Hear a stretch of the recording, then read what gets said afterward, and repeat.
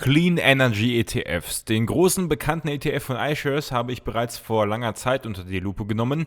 Den New Energy ETF von Luxor haben wir uns auch schon mal angeschaut. Heute blicken wir auf einen jüngeren Kandidaten und zwar auf den Invesco Global Clean Energy ETF. Viel Spaß dabei!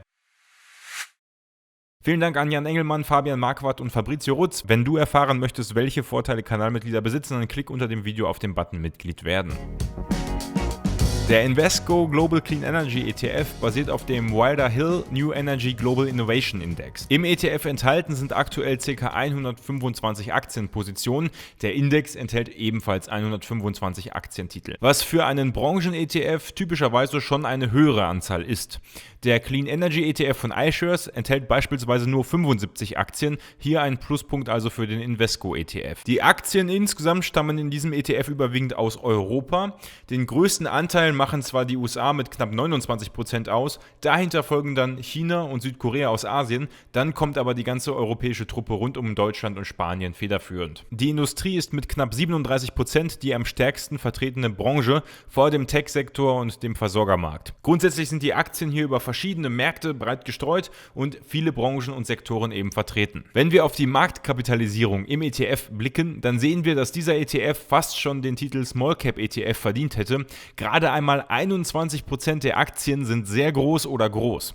Die meisten Aktien sind dem mittelgroßen Segment zuzuordnen, während 44% der Aktien, also beinahe die Hälfte, eine kleine Marktkapitalisierung besitzen oder sogar Microcaps sind. Gegebenenfalls lauert hier mehr Wachstumspotenzial, das ist zumindest die Theorie hinter Small Cap ETFs bzw. ETFs mit Aktien mit kleinerer Marktkapitalisierung. Gerade in diesem recht spannenden Segment, also im Clean Energy Markt, ist das für die Zukunft nicht uninteressant. Die Top 10 Aktien machen in diesem ETF aktuell 10% aus. Das ist für einen Branchen-ETF doch eher wenig und positiv zu bewerten. Allerdings, trotz der recht breiten Streuung über 125 Aktien, in diesem Sektor, also Clean Energy Sektor, ist das Risiko für enorme Kursschwankungen natürlich erhöht, was man eben auch daran erkennt, dass der überwiegende Teil der Aktien eben recht klein von der Marktkapitalisierung ist. Der Index hinter dem ETF setzt nach eigenen Angaben auf innovative Technologien, die sich auf die Erzeugung und Nutzung sauberer Energie, die Erhaltung, die Effizienz und die Förderung erneuerbarer Energien konzentriert. Noch spezifischer: Es geht hier um Unternehmen aus der Wind-, Solar-, Biokraftstoff-, Wasser-, Wellen-, Gezeiten-, Geothermiebranche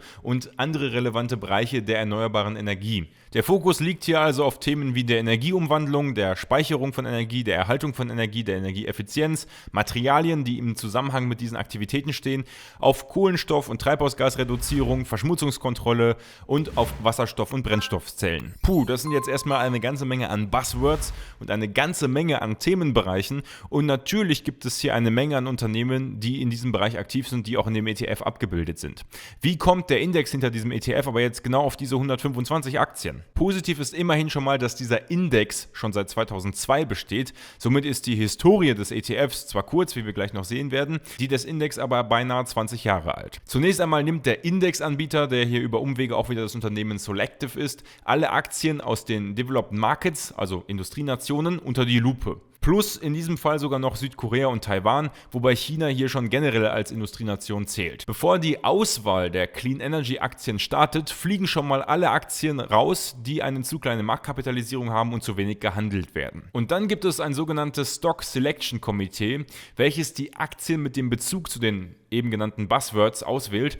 Hier ist eine Beteiligung des Unternehmens Wilder Shares, wo auch der Name des Index herkommt, obligatorisch. Welche Personen das genau sind, die das hier alles entscheiden, könnt ihr hier auf dieser Website nachlesen, verlinkt auch unten in der Videobeschreibung. Diese Personen scheinen, wie man hier sieht, in verschiedenen Komitees unterwegs zu sein, also nicht nur zu diesem Index bzw. zu diesem ETF.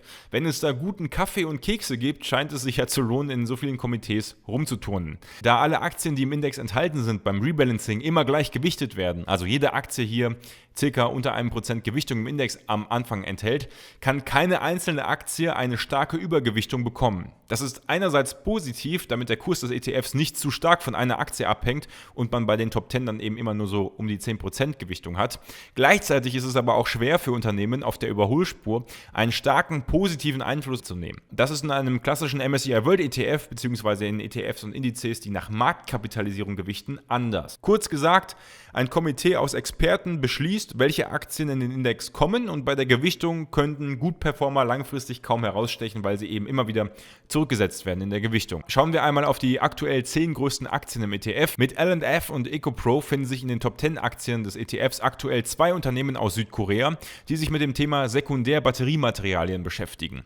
Viele Unternehmen in diesen Top 10 besitzen einen Bezug zum Thema Batterien und Elektromobilität. Die Firma Yadea Group Holding aus China ist hier vor allem im Zweiradmarkt unterwegs. Die Aktie Fairbio aus Deutschland beschäftigt sich mit dem Thema Biokraftstoff, während Elos Wind aus Schweden im Bereich der Windkraftanlagen unterwegs ist. Samsung SDI und LG Energy Solution sind wiederum ebenfalls im Batteriesegment unterwegs. BYD beschäftigt sich ebenfalls mit dem Thema Batterie und auch mit dem Thema Elektroautos. Gevo aus den USA, übrigens die einzige US-Aktie aus den Top 10 Aktien, obwohl der US-Anteil in diesem ETF ja am größten ist ebenfalls wie die deutsche Firma Fairbio im Bereich der Biokraftstoffe unterwegs. Energiekontor aus Deutschland ist wiederum wie das schwedische Unternehmen Elos Wind im Bereich der Windkraftanlagen unterwegs, aber auch im Bereich der Solarparks unterwegs. Insgesamt sehen wir hier, dass das Thema Batterie dominant ist, vor allem bei den Unternehmen aus Asien. Alle Unternehmen treffen aber grundsätzlich die Wirtschaftszweige, für die der ETF auch steht, was natürlich positiv ist. Wir vergleichen jetzt einmal die wesentlichen Portfolio-Kennzahlen des Invesco Global Clean Energy ETFs mit denen des iShares Global Clean Energy ETFs, mit dem LNG Clean Energy ETF und mit dem Luxor MSCI New Energy ESG ETF sowie mit einem klassischen MSCI World ETF. Vom Kurs-Gewinn-Verhältnis her liegt aktuell der MSCI World vorne, scheint also hier zurzeit gemessen am Gewinn am günstigsten bewertet zu sein. Also sprich, die Kennzahlen hier beziehen sich immer auf alle Aktien im Durchschnitt, die in diesem ETF enthalten sind. Das Kurs-Buchwert-Verhältnis spricht dagegen am ehesten für den LNG-ETF. Die Dividendenrendite, falls Ausschüttungen für irgendwen interessant sein sollten, wäre beim MSCI World ebenfalls am größten, wobei man dann natürlich auf die jeweils ausschüttenden Varianten setzen sollte. Kurs-Cashflow und Kurs-Umsatz-Verhältnis sprechen wiederum erneut für den LNG-ETF. Wenn man beim Kurs-Umsatz-Verhältnis übrigens den generellen Maßstab nimmt, dass alles überhalb von 1,5 aktuell bedeutet, dass der ETF bzw. die Aktien da drin zu teuer sind, bleibt hier auch nur der LNG-ETF übrig, der diese Marke eben unterschreitet. Diese Kennzahl sollte man aber bei Aktien mit eher kleinerer Marktkapitalisierung nicht überbewerten. Das beste Buchwertwachstum legten die Aktien im iShares Clean Energy ETF hin. Im Cashflow wuchsen die Aktien im klassischen MSCI World am besten. Auch das historische Gewinnwachstum ist im breit gestreuten MSCI World ohne Clean Energy Fokus am besten gewesen. Klar, mit einem Clean Energy ETF möchte man ja darauf setzen, dass diese Aktien aus dieser Branche in Zukunft besser wachsen. In der Vergangenheit taten sie es jedenfalls nicht. Im langfristig geschätzten Gewinnwachstum schneidet der Invesco Clean Energy ETF laut den Analysen von XRA ETF jedoch am besten ab. Die aktuell hier enthaltenen Aktien sollen also in der Zukunft stärker wachsen als der Rest. Beim historischen Umsatzwachstum liegen der Luxor New Energy und der MSCI World ETF vorne. Zusammengefasst kann man sagen, dass der klassische MSCI World ETF hier in 4 Punkten die Nase vorne hat und der LNG ETF in 3 Punkten. Davon ausgehend, dass die Titel aus den Clean Energy ETFs ohnehin stärker im MSCI World gewichtet würden, sollten sie stark im Kurs wachsen, wenngleich man auch nicht den kompletten Weg dann nach oben spürbar mitnehmen würde im MSCI World ETF, überzeugen mich diese Werte beim Invesco ETF speziell nicht. In der Bewertung erhält der ETF für sein Portfolio daher 2,5 von 5 Sterne, was mir fast schon zu gut ist. Die Portfolio-Kennzahlen sind im Vergleich zum klassischen MSCI World ETF und auch zu verschiedenen anderen Konkurrenten absolut nicht überzeugend. Auch der aktive Ansatz dieses ETFs gefällt mir nicht, sodass ich hier persönlich sogar noch weniger Sterne gegeben hätte.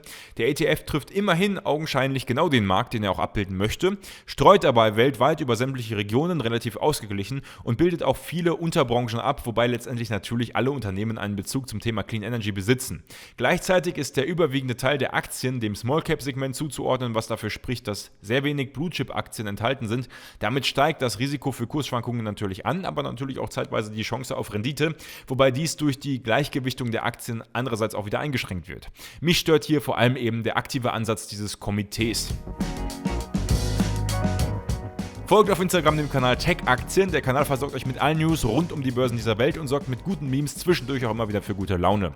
Mit einem Fondsvolumen von aktuell 57 Millionen Euro liegt der Invesco Global Clean Energy ETF aktuell unter der 100 Millionen Euro Grenze, ab der ein ETF als relativ rentabel gilt. Das kann sich in Zukunft natürlich ändern. Der ETF existiert aber immerhin schon seit März 2021, also circa seit einem Jahr, was eine sehr kurze Bestandsdauer im Verhältnis dieser Videoreihe ist. Eine Auflösung des ETFs ist daher nicht ausgeschlossen. Vor Vor allem, da der ETF innerhalb der vergangenen 12 Monate eben nicht die 100 Millionen Euro Fondsvolumenmarke knacken konnte. Mit einer Gesamtkostenquote von 0,6% liegt dieser ETF über dem Durchschnitt der Gesamtkostenquoten aller ETFs, der bei ca. 0,4 bis 0,5% liegt. Damit zählt der ETF auch zu den teuren ETFs in dieser Videoreihe, zumindest was die Gesamtkostenquote angeht. Das kann bei der Tracking-Differenz ein bisschen anders aussehen. Das erklärt sich aber auch eben durch die relativ umständliche Filterung auf die enthaltenen Clean Energy Aktien. Dieser ETF von Vanguard ist thesaurierend, demnach werden die Erträge wie Dividenden und Zinsen nicht an den Anleger ausgeschüttet, sondern sie wandern direkt zurück in den Kurs des ETFs, um diesen zu steigern. Es gibt allerdings von diesem ETF auch eine ausschüttende Variante, habe ich euch unten auch mal verlinkt,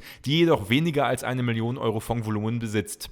Dieser ETF hier verfolgt die Strategie einer vollständigen physischen Replikation, das heißt, der gesamte Bestand des Index wird im ETF 1:1 nachgebildet. Daher weicht in der Regel auch der ETF-Kurs vom Kurs des Index etwas ab, weil die Nachbildung des Index im Fonds nicht immer hundertprozentig genau und zeitgleich passiert. Die durchschnittliche jährliche Abweichung von der Indexentwicklung konnte bei diesem ETF jetzt noch nicht aussagekräftig ermittelt werden, da die Bestandsdauer zu kurz ist. Der Index wird übrigens vierteljährlich, also relativ häufig, neu gewichtet. Insgesamt vergebe ich in der Kategorie Produktkriterien 2 von 5 Sterne. Die kurze Bestandsdauer, das geringe Fondsvolumen und die hohe Gesamtkostenquote schlagen hier negativ rein, wobei ich die Möglichkeit der Wahl zwischen ausschüttender und thesaurierender Ertragsverwendung und die vollständige physische Replikation ganz gut finde. Wir vergleichen heute den Invesco Global Clean Energy ETF mit einem normalen MSCI World ETF von Xtrackers. Außerdem vergleichen wir ihn mit dem iShares Global Clean Energy ETF, der in eine ähnliche Kerbe schlägt. Als weiteren Vergleich haben wir noch den LNG Clean Energy ETF mit dabei, sowie den Luxor MSCI New Energy ESG ETF. 3 Vergleichs-ETFs also, die sich mit einem ähnlichen Themengebiet, aber mit anderen Indizes beschäftigen. Im längstmöglichen Vergleich seit März 2021 sehen wir, dass der klassische MSCI World ETF von Anfang an in diesem sehr kurzen Zeitraum die beste Performance hingelegt hat. Der Luxor MSCI New Energy ETF liegt hier bei den Clean Energy ETFs klar vorne. Der LNG ETF folgt knapp dahinter. Das Schlusslicht bilden dann der iShares Clean Energy ETF und letztendlich der Invesco Clean Energy ETF. Konkret heißt das, der MSCI World ETF kommt hier auf 21,58% Kursgewinn. Der Luxor New Energy ETF legt über diesen Zeitraum einen Verlust von 0,5% hin. Der LNG ETF verlor sogar 3%. Noch schlechter sieht es beim iShares Clean Energy ETF aus mit 12,3% Verlust und der Invesco ETF hat in diesem Zeitraum sogar 24,5% seines Wertes verloren seit seiner Existenz. Im 5-Jahres-Vergleich zwischen dem Index hinter dem ETF und dem MSCI World sehen wir, dass der Index hinter dem Invesco ETF praktisch permanent schlechter performt hat. Mit einer Ausnahme: Nach dem Ausbruch der Corona-Pandemie legte der Wilder Hill New Energy Index einen wahren Run hin und konnte von 0% Performance auf über 250% Wachstum steigen. Danach lief der Index aber wieder zurück und landet letztendlich hinter der recht kontinuierlichen Performance des MSCI Worlds. Im Endeffekt ein sehr typischer Verlauf eines Branchen-ETFs, der einen kurzen Hype mitnimmt und dann eher rückläufig ist, während der MSCI World Index grundsätzlich natürlich weniger stark schwankt. Dieser Chartvergleich verdeutlicht sehr gut das Kursrisiko eines Branchen-ETFs, wie der Invesco Clean Energy ETF eben einer ist. Auf dem ganz langfristigen Chart im Vergleich seit 2009 zum MSCI World sehen wir, dass der MSCI World Index eben klar vorne liegt. Hier kommt der MSCI World am Ende auf über 400% Rendite, während der Index hinter dem Invesco Clean Energy ETF lediglich auf 166% kommt. Aufgrund dieser starken Schwankungen, dem eher unterdurchschnittlichen letzten Jahr im Vergleich zu den anderen Clean Energy ETFs, gibt es hier für die Performance insgesamt nur 1,5 von 5 Sterne. Entscheidend bei derartigen Branchen-ETFs ist es eben, dass man vor dem Hype investiert ist und natürlich dann einen langen Atem mitbringt. Hier kann es eben jahrelang sehr schlecht laufen im Vergleich zum MSCI World und breiter gestreuten Indizes. Die Gefahr besteht hier vor allem, dass man im Hype reingeht, danach wieder rausgeht und den nächsten Hype-ETF kauft. In der Analyse zum Clean Energy ETF von iShares und zum New Energy ETF habe ich bereits einige spannende Prognosen zum Energiemarkt der Zukunft geliefert. Heute schauen wir einmal auf das jährliche Wachstum der weltweiten Clean Energy Investments laut Bloomberg. 2006 und 2007 wuchsen die Investments in den beiden Jahren um mehr als 40%. Danach war das jährliche Wachstum sehr schwankend. 2009 wurde praktisch gar kein Wachstum generiert, wobei das Jahr 2010 wiederum mit einer Steigerung von mehr als 30% liefern konnte. Von 2016 bis 2019 gab es gar kein Wachstum in den Investments. Erst nach der Pandemie oder mit der Pandemie stiegen die Investments wieder um fast 30% an. Ein eindeutiger Trend sieht hier anders aus. Man erkennt aber auch daran, dass der Markt am Anfang vor allem und jetzt auch noch relativ klein ist. Die meisten Forschungs- und Entwicklungsausgaben im Clean Energy Sektor weltweit gibt es im Solarbereich. Wind- und Biokraftstoffe folgen dahinter, sind aber deutlich kleiner. Umso spannender ist es, dass dieser ETF ja praktisch gar nicht nach Unterbranche unterscheidet. Alle Aktien im ETF sind nach jedem Rebalancing gleichgewichtet, was bedeutet, dass dass sich theoretisch auch die Verteilung aus dieser Grafik hier nicht im ETF niederschlägt oder höchstens zufällig, was aber natürlich auch noch zusätzlich komplex wäre, um das so einzubauen. Von den Ländern her, die in den Clean Energy Markt am meisten investieren, liegt China mit mehr als 80 Milliarden Dollar Investment in 2019 klar vorne, vor den USA, Japan, Indien und Brasilien. Auch diese Verhältnisse kommen im ETF nicht so zur Geltung. Wenn wir die weltweiten Investments in Solarenergie und Biokraftstoffe im historischen Verlauf vergleichen, sieht man, dass die Investments in Biokraftstoffe deutlich abgenommen haben seit 2006, während die Investments in die Solarbranche rapide angestiegen sind um ein Vielfaches. Auch dieser Vergleich zeigt, wie schwierig es ist, den Sektor Clean Energy abzubilden. Insgesamt sind die Investments in globale Klimatechnologie mit Wagniskapital rapide gestiegen. Vor allem 2017 gab es hier einen ordentlichen Schub, der auch in 2020 unvermindert weiterging. Was Startups angeht, in die Risikokapital investiert wird, liegen wiederum die USA in Nordamerika klar vorne, vor Europa und China. In diesem Punkt ist der ETF schon etwas näher an dieser Realität dran. Die meisten Risikokapitalinvestitionen fließen aktuell in die Mobilität und den Verkehr mit deutlich mehr als 60%. Das sehen wir in diesem ETF auch, wo beispielsweise BYD in den Top 10 vertreten sind, aber auch eben viele Unternehmen, die an Batterien forschen, die natürlich wiederum indirekt auch dem Sektor der Mobilität und dem Verkehr angehören, sodass eine Trennung inhaltlich hier eigentlich auch schwierig ist. Die anderen Bereiche liegen nochmal weiter dahinter, obwohl beispielsweise gerade die Lebensmittel- und Landwirtschaft sicherlich ebenfalls nochmal ein großer Bereich ist, der früher oder später mindestens genauso wichtig wird, wenn wir zur Klimaneutralität voranschreiten möchten, wie die Mobilität. Insgesamt sieht man bei diesem ETF recht deutlich, dass dieser natürlich nicht die tatsächlichen weltweiten Aktivitäten, realwirtschaftlichen Aktivitäten im Clean Energy Markt abbildet, sondern eben nur die an den Kapitalmärkten. Dies ist vergleichbar mit bekannten Diskussionen zu weltweit gestreuten ETFs, bei denen man natürlich auch nicht die gleiche Gewichtung der verschiedenen Länder der Welt hat, entsprechend ihres Bruttoinlandsproduktes, also ihrer Wirtschaftskraft. Letztendlich kann auch dieser Clean Energy ETF nur die Realität an den Kapitalmärkten abbilden, bei denen die USA natürlich wie gewohnt stark vertreten sind. Das laste ich dem ETF selbst natürlich auch nicht negativ an, wobei es schon interessant zu sehen ist, in welchen Unterbranchen und in welchen Ländern sich die Realwirtschaft in Bezug auf Clean Energy aktuell wie entwickelt. Da dieser ETF bzw. Index maßgeblich von einem Komitee gestaltet wird, gibt es hinsichtlich der Prognose für diesen ETF nicht viel zu sagen. Letztendlich liegt es hier in der Hand einiger Experten, welche Aktien hier aufgenommen werden. Wenn der Markt für Clean Energy Aktien generell steigt, kann dieser ETF sicherlich mitschwingen. Aufgrund der enormen Schwankungen aus der Vergangenheit wird es hier aber durchaus auch sehr schwache Marktphasen geben und das eben auch in Zeiten, in denen sich an sich die Branche in der Realwirtschaft positiv entwickeln wird. Daher vergebe ich für die Prognose nur 2,5 von 5 Sterne. Für das Portfolio gab es 2,5 von 5 Sterne. Negativ merke ich vor allem den aktiven Ansatz hinter dem ETF an. Eine kurze Bestandsdauer und eine relativ hohe Gesamtkostenquote bringen nur 2 von 5 Sterne bei den Produktkriterien. In der Performance erhielten der Index und der ETF nur 1,5 von 5 Sterne. Auch in der Prognose gab es lediglich 2,5 von 5 Sterne, trotz ordentlicher Aussichten für die Realwirtschaft in diesem Sektor. Das ergibt einen Durchschnitt von 2,125 Sternen, den ich auf 2 Sterne abrunde. Meine persönliche Meinung, wer meine ETF-Videoreihe schon länger verfolgt, der wird wissen, dass ich derartigen Branchen-ETFs grundsätzlich skeptisch gegenüberstehe. Ein hohes Risiko mit starken Kursschwankungen, gegebenenfalls sehr lange Abwärts- und Seitwärtsphasen, können zwar hin und wieder durch Hypes und überdurchschnittlich starke Aufschwungphasen wettgemacht werden. An und für sich sehe ich jedoch hier keinen Mehrwert gegenüber klassischen Weltportfolios, die das Risiko rechtfertigen, hier zu investieren. Auch die relativ großen Kosten für diesen aktiven ETF betrachte ich negativ. Speziell in diesem ETF kommt noch die kurze Bestandsdauer dazu und das geringe Fondsvolumen, was sich aber in Zukunft verbessern könnte. Dementsprechend kommt ein derartiger ETF natürlich auch nicht in mein Portfolio. Wenn ich den ETF besparen müsste, also wenn man mich zwingen würde, würde ich ihn mit maximal 5-10% zu einem All Country World Index ETF oder zu einem FTSE All World ETF hinzufügen. Damit würde ich quasi eine Core-Satellite-Strategie fahren. Ausführliche Videos zum Thema ETF-Sparplan, in denen ich auch näher auf die Core-Satellite-Strategie eingehe, habe ich hier noch einmal verlinkt. Schaut da gerne einmal vorbei. Wie seht ihr den Invesco Global Clean Energy ETF? Bespart ihr ihn und mit welchen anderen ETFs bespart ihr ihn zusammen? Schreibt es gerne in die Kommentare. Die Kanalmitglieder können übrigens abstimmen, welche Aktienanalyse und welche ETF-Analysen ich in Zukunft machen soll. Wir sehen uns in der kommenden Woche wieder mit der nächsten Aktienanalyse. Bis dahin, bleibt gesund.